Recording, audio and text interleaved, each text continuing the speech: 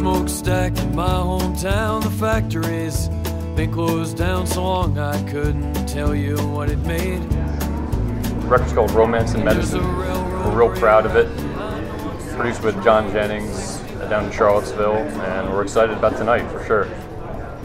We think of ourselves as an alternative country band in the vein of Sunvolt, Old Wilco, but we have some influences like Springsteen and Van Morrison and some of the folkier classic rock artists as well. So didn't necessarily have an exact sound to meet in the studio, but these are our influences, so they'll inevitably infiltrate our sound regardless of what we're necessarily going for at the time.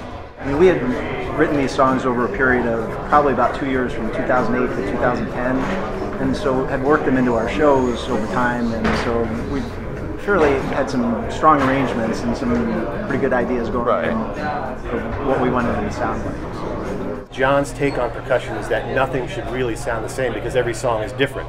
And so we literally used like 9 different snare drums on the 12 songs. We used this big cannon marching bass drum on one of the songs. We mixed in some various percussive elements, like we used a timpani on one song, we used a djembe on one song to get these polyrhythms to mix in. And so that's why I think the eclecticism of this record is reflected a lot in John's approach to saying, hey, every song should be different, have its unique piece to it. Don't just put one kick down, play the drums across the board. Make every one unique to you and to the song.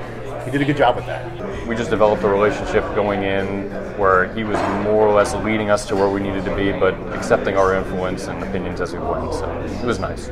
Since it came out, what's the response been so far? So far, we've gotten a little bit of airplay on a couple of public radio stations across the country, which we feel like is kind of our audience, really. We feel like we're gaining a bit more momentum with this one. It's a little more professionally done, we like to think, and just by the records sold over the internet and at shows, it's picking up pace. Let's talk about the songs that made the record. Are these all originals, or did you guys throw in a cover or anything like that? No, they're all originals. The majority of which are written by myself, but a few by Mark as well, whose presence in the band as a songwriter has been increasingly prominent in a very good way. So we're actually hoping that with the next record comes along, we'll slowly ramp the Bauer quotient up as well. For me, the early favorite, and still my favorite on the album, is Down. It's kind of a slow song. It reminds me of kind of J4R sort of thing. It's a beautiful song, and from the beginning it was kind of the easiest one to do, and wouldn't have changed a thing about it from the first mix to the end. So it's still my favorite. Going my way,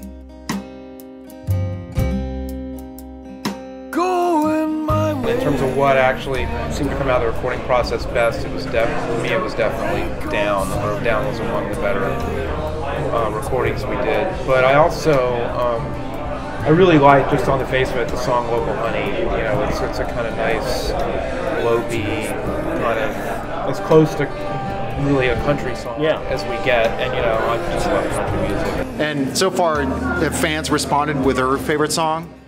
Not to blow Mark's head up, but another one of his songs, Local Honey, has gotten a lot of... it was one of the songs that got airplay on radio, and one of the songs I hear a lot about people liking. I would also say to Bobby's playing on this record, very much highlighted in a couple songs. Ghost of a Man is a really great pedal steel song that, if you're new to the Walkaways, would be a good introduction to how we integrate Bobby's playing. There are a couple really good songs where we've integrated pedal steel, where Bobby is very much showcased, and I think it draws a distinction between the Walkaways and some other country acts, especially in the area. So Bobby does bring a lot to the table in this band and makes this record unique again, comparing the two records. Took a needle to my leather skin, and I slipped off so